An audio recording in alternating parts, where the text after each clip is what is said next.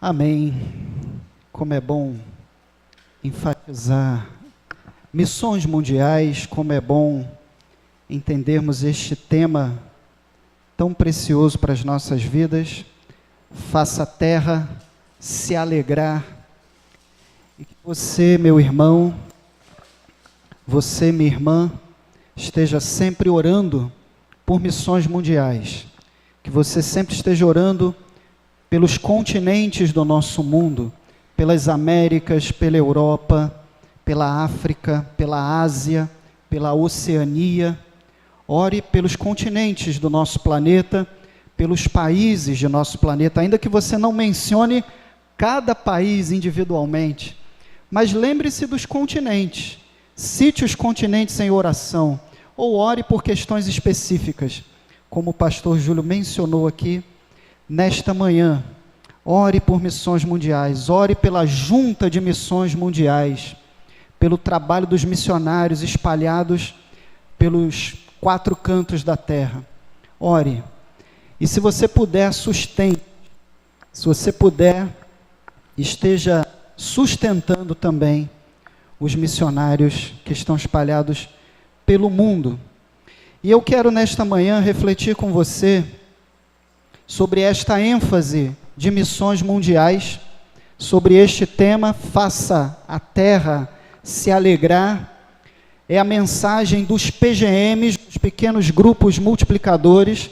A mensagem desta manhã será estudada nos pequenos grupos durante a semana, e o tema específico é ensinados pelo Senhor, façamos a terra se alegrar. Ensinados pelo Senhor, façamos a terra se alegrar. Eu convido você a abrir a sua Bíblia no Salmo 25. Leremos o Salmo 25, do versículo 1 ao versículo 10.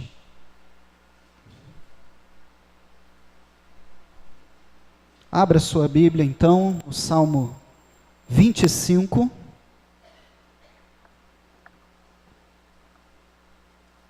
De 1 a 10.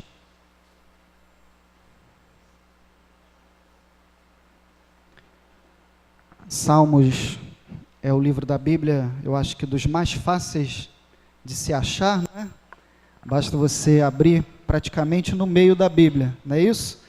Então é muito bom quando a gente tem essa tranquilidade, não é? Quando o pregador diz assim, Gênesis, aí é muito tranquilo de achar, não é? Salmos também, Gênesis no começo da Bíblia, Apocalipse lá no final também é fácil, Salmos praticamente no meio também é tranquilo de se achar, mas a gente também precisa saber de livros da Bíblia que não são tão famosos assim, não é? Conhecer a Bíblia de Gênesis a Apocalipse. Então você já abriu certamente a sua Bíblia no Salmo 25. Eu lerei então do 1 ao 10, você vai acompanhar na sua Bíblia. Salmo de Davi. A ti, Senhor, levanto a minha alma. Deus meu, em ti confio. Não me deixes confundido, nem que os meus inimigos triunfem sobre mim. Na verdade, não serão confundidos os que esperam em ti. Confundidos serão os que transgridem sem causa. Faze-me saber os teus caminhos. Ensina-me, Senhor, ensina-me as tuas veredas. Guia-me na tua verdade e ensina-me, pois tu és o Deus da minha salvação. Por ti estou esperando todo dia. Lembra-te, Senhor, das tuas misericórdias e das tuas benignidades, porque são desde a eternidade. Não te lembres dos pecados da minha mocidade, nem das minhas transgressões, mas segundo a tua misericórdia, lembra-te de mim, por tua bondade, Senhor. Bom e reto é o Senhor, pelo que ensinará o caminho aos pecadores, guiará os mansos retamente, e aos mansos ensinará o seu caminho.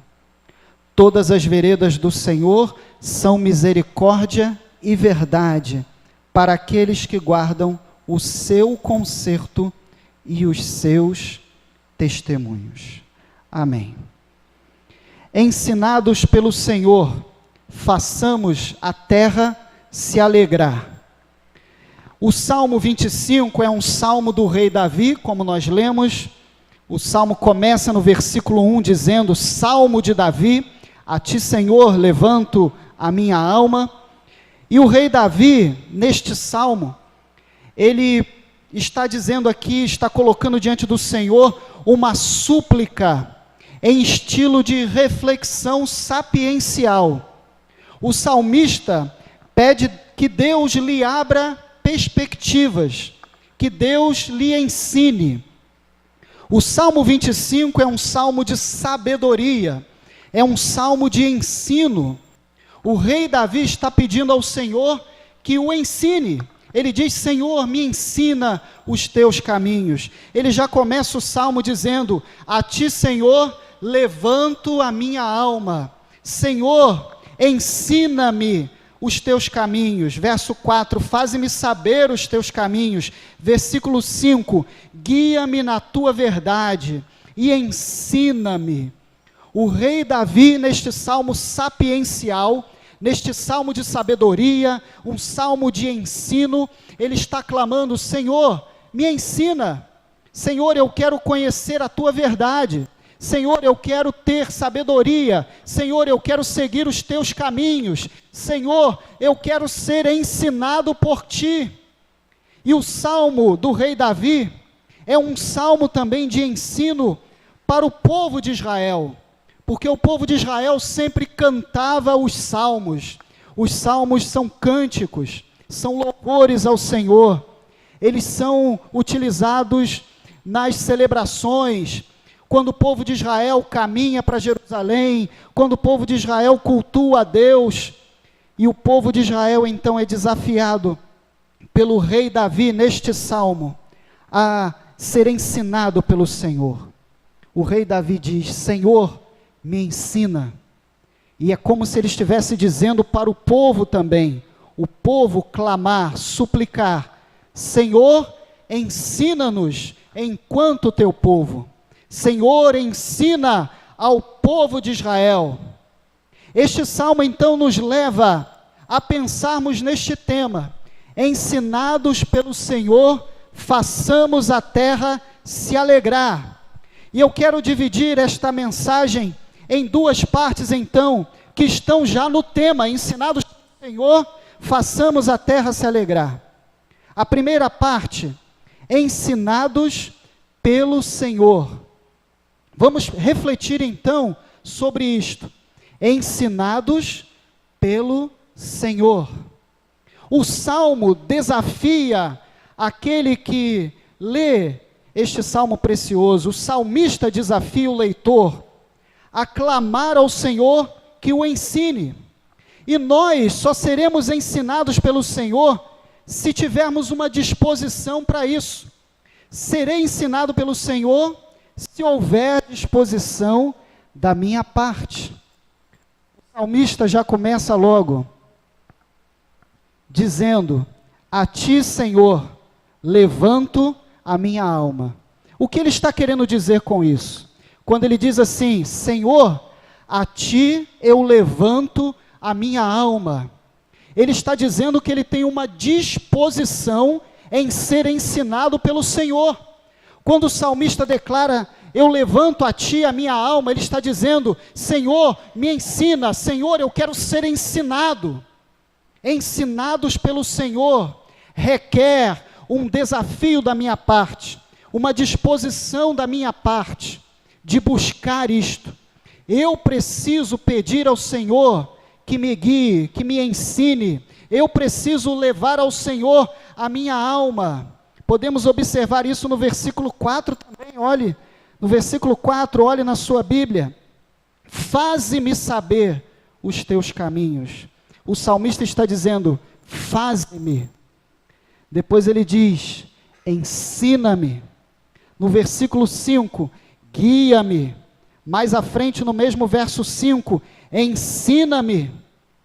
É preciso ter uma disposição da minha parte. É preciso ter uma disposição da sua parte. Uma disposição de nossa parte. Nós precisamos querer. Nós precisamos querer sermos ensinados pelo Senhor. Nós precisamos desejar isto. O Senhor não vai nos ensinar se nós não tivermos esta disposição.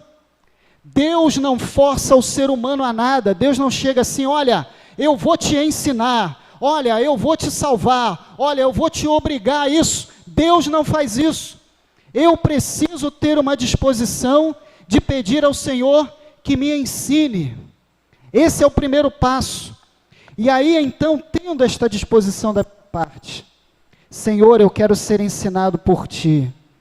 Eu preciso, então, pedir ao Senhor que eu saiba os caminhos dEle, os caminhos de Deus, como o verso 4 está declarando. Olhe na sua Bíblia mais uma vez, versículo 4, faze-me saber os teus caminhos, Senhor, ensina-me as tuas veredas. Versículo 8, bom e reto é o Senhor, pelo que ensinará o caminho aos pecadores. Verso 9, guiará os mansos retamente, e aos mansos ensinará o seu caminho. Versículo 10, todas as veredas do Senhor são misericórdia e verdade, para aqueles que guardam o seu conserto e os seus testemunhos. Quando nós temos esta disposição, e nós dizemos, Senhor, eu quero ser ensinado por Ti, nós então vamos saber os caminhos de Deus, os caminhos do Senhor. Mas para saber os caminhos do Senhor, como o versículo 4 declarou, e os versos de 8 a 10 disseram, eu preciso guardar a aliança do Senhor, os seus mandamentos. Primeiro você precisa ter esta disposição, meu irmão. Primeiro você precisa querer ser ensinado. Você precisa desejar isto. Segundo, você precisa buscar os mandamentos de Deus, a aliança com o Senhor, buscar esta intimidade com Deus e buscar o conhecimento do Senhor, ser ensinado por Ele através dos mandamentos do Senhor. Mandamentos que estão na palavra de Deus. Mandamentos que são ditos a você através do Espírito Santo. Você precisa ser guiado na verdade de Deus. O Salmo 25 está nos ensinando assim, sermos ensinados nos caminhos do Senhor, guardarmos os mandamentos de Deus, mas sermos guiados na verdade de Deus. E da parte do Senhor, só há uma verdade. Amém? Só há a verdade de Deus. O próprio Jesus disse, eu sou o caminho, a verdade e a vida. Só há uma verdade da parte de Deus que está na sua palavra, e Ele nos ensina, e Ele nos guia na verdade dEle. E como é que eu vou saber a verdade dEle? Você pode perguntar. Você pode saber a verdade de Deus tendo comunhão com Ele. Você pode saber a verdade de Deus estudando a palavra de Deus, guardando os mandamentos do Senhor. E hoje nós vivemos um tempo muito difícil em relação a esta palavra, verdade. Porque hoje cada um tem a sua verdade, não é? Em nosso mundo cada um quer ter a sua verdade. Cada um entende que aquela questão é a certa, é a sua verdade. E aí ele não quer saber o que o outro pensa, qual é a verdade do outro. E isto não tem nada a ver com a verdade da Bíblia, com a verdade do Senhor, porque a verdade do Senhor está nos mandamentos de Deus, está em Cristo Jesus, está na cruz de Cristo, está em seguir os mandamentos de Deus, está em ser um crente zeloso, que cumpre os mandamentos do Senhor. Mas no nosso mundo, há as várias verdades, não é? Cada um tem a sua e quer ficar com a sua. O nosso mundo hoje tem muitas ideias, muitas filosofias, muitas verdades. E é como você entrar, por exemplo, num mercado grande, como temos aqui, um mercado vizinho a gente aqui, muito grande. E aí você vai lá e você tem prateleiras e muitas prateleiras.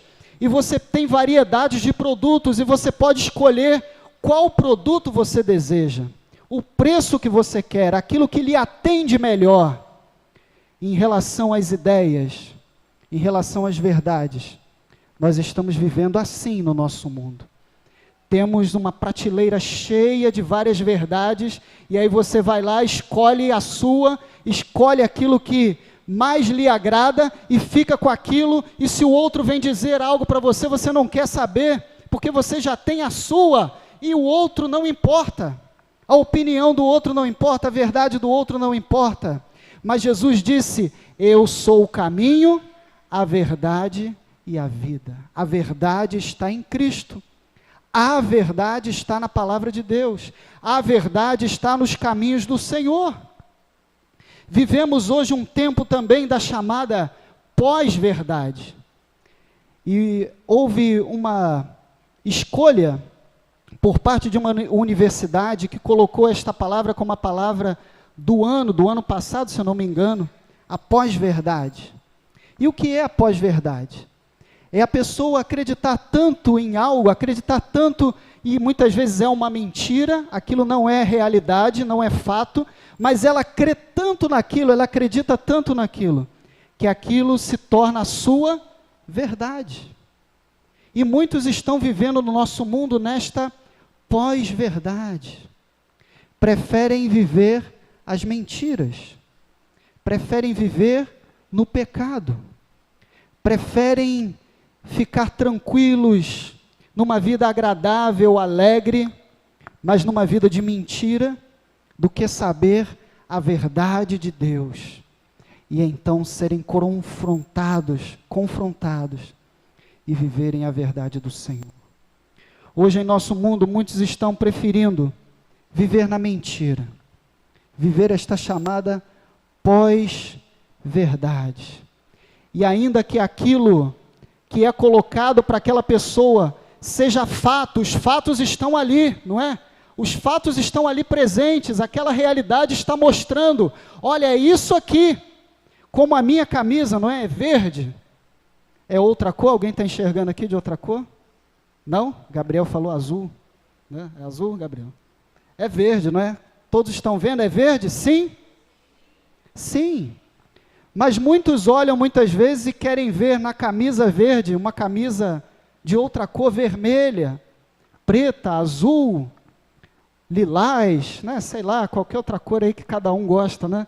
O pessoal olha assim, não, eu estou vendo o pastor Leandro de camisa vermelha, eu estou vendo ele de azul.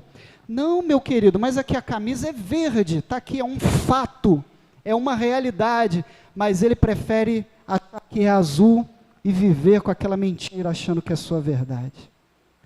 Meu irmão, não faça isso em relação à sua vida cristã. Não faça isso em relação àquilo que Deus tem colocado para a sua vida. Não viva na mentira. Não prefira viver no pecado.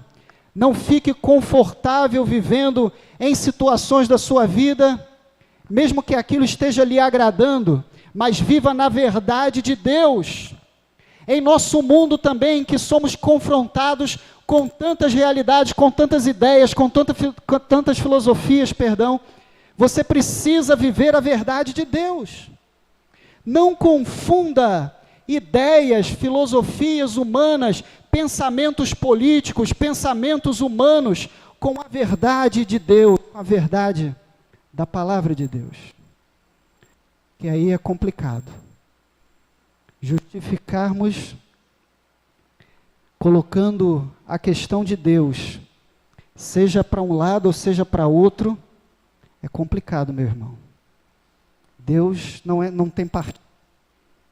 Deus não tem partido. Deus não tem filosofias humanas, ideias humanas. Deus não se agrada mais com uma coisa ou com outra. Então não embarque nesse caminho. Não diga assim, não, eu vou ser desse lado aqui porque esse lado é de Deus. Ah, eu vou ser desse outro aqui porque esse é de Deus. E eu estou falando em relação a tudo. A política, a ideias, a questões que estão no nosso mundo em geral. Não pense dessa maneira. Mas entenda que Deus é soberano e Ele tem a sua verdade. Nós precisamos viver a verdade de Deus, dos seus mandamentos. Você precisa ser guiado na verdade de Deus. E meu irmão, mais uma vez eu digo aos queridos, não cause desentendimento com o outro, não tenha desentendimento com o outro, não prefira ter um problema com seu irmão, com seu familiar, com a pessoa até da sua própria casa, por causa de questões políticas, por causa de ideologias. Isso é uma bobagem tão grande. Não vá por esse caminho não, meu irmão. Deus está acima disso. Deus é soberano em nossas vidas e na vida da igreja. A igreja tem outra missão. A igreja não tem que ficar se envolvendo em partidos políticos, em ideologias políticas. A igreja sim tem que pregar o evangelho, a igreja tem que adorar a Deus, a igreja tem que contribuir para que a nossa sociedade se renda aos pés de Jesus, a igreja tem que contribuir para que a nossa sociedade tenha uma vida melhor, até em outros aspectos, na missão integral da igreja, que é cuidar em todos os aspectos das vidas das pessoas, mas não se envolver em questões desse mundo. E hoje eu tenho visto algumas coisas que têm entristecido o meu coração, seja de irmãos individualmente, de cristãos individualmente, seja de algumas igrejas específicas, X, Y, Z, que às vezes declaram determinadas questões. E nós não podemos seguir esse caminho, meu querido irmão, minha querida irmã. Uma coisa é uma coisa, outra coisa é outra coisa, como já se disse. Então não envolva Deus, vontade de Deus, não é o que Deus diz, o que a Bíblia diz, com questões deste mundo, com questões de ideologias, e principalmente de ideologias políticas. Não faça isso. Já preguei outras vezes aqui falando a mesma coisa, mas o Espírito Santo me incomoda a dizer sobre isso. E nós precisamos pensar assim, porque nós somos cristãos, somos a igreja, é claro, somos cidadãos deste mundo, cidadãos brasileiros, e precisamos votar, precisamos escolher um candidato para vereador, para deputado, para senador, para presidente, governador, prefeito. Precisamos até ter uma ideologia, alguns entendem que são de um lado, outros de outro. Precisamos caminhar para algum partido político, quem quer assim, mas não envolva esses negócios com a casa de Deus, com a obra de Deus, com a igreja de Deus. Em nome de Jesus, não faça isso. Seja ensinado pelo Senhor a viver a verdade de Deus na sua vida, a cumprir a missão do cristão, a missão da igreja, que é pregar o evangelho. Por isso, meu irmão, você não vai me ver postando nada em lugar nenhum, mandando mensagem de WhatsApp, nem postando no Facebook ou em qualquer outro lugar. Olha, eu penso assim, eu tenho minhas convicções políticas, talvez só lá em casa, né? Que Letícia, Sofia sabem, a Suzete, às vezes Letícia debate comigo algumas questões, não é? Mas eu tenho as minhas convicções, e posso ter mudado na minha vida, isso aí nada impede. Por que alguém tem que ser a vida toda de esquerda, né? Ou a vida toda de direita, né? Ou a vida toda no centro? Você pode mudar no decorrer da sua vida, qual o problema, não é? Mas eu jamais vou dizer para os irmãos aqui de púlpito, jamais vou dizer em internet, e vou falar pessoalmente, olha, eu tenho a minha convicção política assim, olha, eu me aproximo mais do partido tal, olha, votem no candidato tal. Jamais vou fazer isso. e muito menos trazer alguém aqui em cima e dizer, olha, votem nesse aqui. Então, meus irmãos, a eleição já passou. Nós estamos em março de 2019. Vamos deixar isso de lado, vamos viver o Evangelho de Cristo, a verdade de Deus. Vamos ser guiados na verdade do Senhor. Somos ensinados pelo Senhor a viver assim. Mas o Salmo 25 diz também sobre confiar e esperar no Senhor. Os versículos 1, 2 falam sobre isso. Olhe na sua Bíblia. A ti, Senhor, levanto a minha alma. Deus meu, em ti confio. Não me deixes confundido, nem que os meus inimigos triunfem sobre mim. O texto diz, Senhor, eu levanto a minha alma a ti. Senhor, eu em ti confio. Nós precisamos ser ensinados pelo Senhor a confiar e esperar nele. Amém? Confiar e esperar no Senhor. Você confia e espera no Senhor? Você confia e espera no Senhor? Ou isso é só da boca para fora? Ou isso é só no seu pensamento? Confiar e esperar no Senhor. Ele é o Deus da nossa salvação. Nós temos um Deus poderoso. O Salmo 25 diz isto. Nós temos um Deus poderoso, um Deus salvador, em quem nós podemos esperar, em quem nós podemos confiar diante das adversidades. E quando nós confiamos e esperamos no Senhor, nós temos alegria plena, a alegria que está aqui no tema de missões mundiais, faça a terra se alegrar. Quando eu confio, quando eu espero no Senhor, quando eu vivo a realidade do Salmo 25, eu tenho alegria verdadeira. E eu tenho alegria mesmo diante das lutas que eu estou enfrentando, das batalhas do dia a dia, das enfermidades, das lutas em família, das setas que o inimigo lança contra mim, contra nós, para nos afastarmos de Deus. Nós temos força que o Senhor nos dá, porque esperamos e confiamos nele.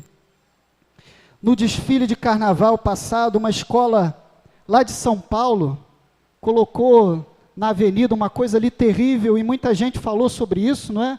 Na internet, na televisão. Mas, meus irmãos, aquilo ali não me espanta. Sabe por quê? Porque ali eles não estão adorando Jesus. Eles não estão adorando Jesus ali no Sambódromo de São Paulo e nem do Rio.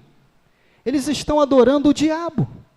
E colocar ali o diabo vencendo Jesus é algo que faz parte do que eles estão fazendo, da adoração deles. Mas nós não podemos ficar espantados diante disso. Não podemos ficar aterrorizados diante disso. Mas sim, entendermos que temos um Deus poderoso, que confiamos no Senhor, que esperamos nele. E aí temos alegria plena, alegria verdadeira. Amém? Então, permita-se ser ensinado pelo Senhor, para você ter alegria, para você ter confiança e esperança. Eu não sei intimamente o que você está vivendo, Deus sabe acima de mim. Posso até conversar com você e saber o que você tem passado, o que você tem vivido. O Espírito Santo sabe o que você tem passado, o que você tem vivido na sua família, o que você tem enfrentado a cada dia de lutas familiares, adversidades na área da saúde, questões no trabalho, questões as mais diversas, desafios que você enfrenta. Mas diante dessas lutas, confie, tenha esperança no Senhor, creia que você tem um Deus todo-poderoso. Amém? Você tem um Deus todo-poderoso. Então, ensinado pelo Senhor, sabe o que você precisa fazer? Sendo ensinado pelo Senhor, faça a terra se alegrar. Ensine as pessoas que estão à sua volta a se alegrarem no Senhor. Ensine o próximo, ensine os caminhos de Deus, ensine a verdade de Deus, não uma pós-verdade, não uma falsa verdade, não a sua verdade, mas ensine a verdade de Deus que está na palavra, ensine a verdade do Evangelho, a confiança e esperança no Senhor, a salvação no Senhor, faça a terra se alegrar. Faça os que estão à sua volta se alegrarem. Você é ensinado pelo Senhor, então faça os que estão à sua volta serem ensinados pelo Senhor com o seu testemunho, com a sua palavra. Ensine as pessoas que estão à sua volta a salvação de Deus, a terem confiança e esperança no Senhor. Amém? Você precisa falar disso. Às vezes a gente perde tempo falando tanta coisa, não é? Concordam comigo? Concordam? A gente perde tempo falando tanta coisa. A gente fala de futebol, a gente fala de política, a gente fala da novela que passou. Não, novela não. Novela ninguém vai falar, né? Por favor. A gente fala da série tal que foi boa, né? Da série da Netflix, do filme, e a gente conversa disso, daquilo. Não estou dizendo que a gente não deve ter essas conversas, não é isso não. Mas às vezes a gente fica perdendo tempo com tantas coisas, e às vezes a gente perde tempo com bobagens, com questões que não levam a nada, e a gente não conversa com o nosso próximo, com o nosso colega, com o nosso vizinho, com as pessoas que estão no nosso entorno sobre Cristo. E não leva essas pessoas através da nossa vida, do nosso testemunho, da nossa palavra, a salvação, a confiança e esperança somente no Senhor. E nós precisamos ser uma igreja, a Igreja Batista de Neves, que faz Neves se alegrar, que faz a terra se alegrar, a comunidade na qual nós estamos inseridos. E a igreja não pode parar, a igreja não pode deixar de marchar, a igreja não pode ser omissa, a igreja precisa cumprir a sua missão. E a missão é para hoje, como eu pregava no domingo passado à noite. A missão é para hoje, é para agora. A missão é para todos nós. Ah, mas quem tem que pregar o evangelho são os pastores. Ah, quem tem que pregar o evangelho são os missionários.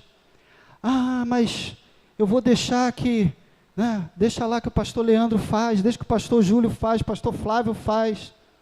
Não, meu querido irmão, minha querida irmã, a missão é sua, de fazer Neves se alegrar. A missão é sua, cabe a você, e ela é para hoje, para você com o seu testemunho, com a sua palavra, abrindo sua boca e testemunhando com sua vida, levando a alegria plena em Cristo Jesus, a salvação, a confiança e esperança aos que estão aqui em Neves. Porque muitos estão aqui ao nosso redor, sem esperança, sem confiança em Deus, sem salvação. E Deus vai requerer de você. Eu lembrava com o irmão Orquinésio, não é? Os corinhos missionários do pastor Alberto. Vamos cantar no próximo domingo, vamos ver se a gente canta, viu, Gabriel? Um pelo menos, ou dois. E um dos hinos, um dos cânticos missionários diz o quê? O sangue para missões mundiais, também dinheiro darei, e sei que desta maneira, aqui ficando eu irei. Mas aquele outro, que diz, seu sangue Deus vai requerer de minha mão, se eu não pregar. E o cântico começa assim, o pecador a perecer, e Jesus Cristo o quer salvar.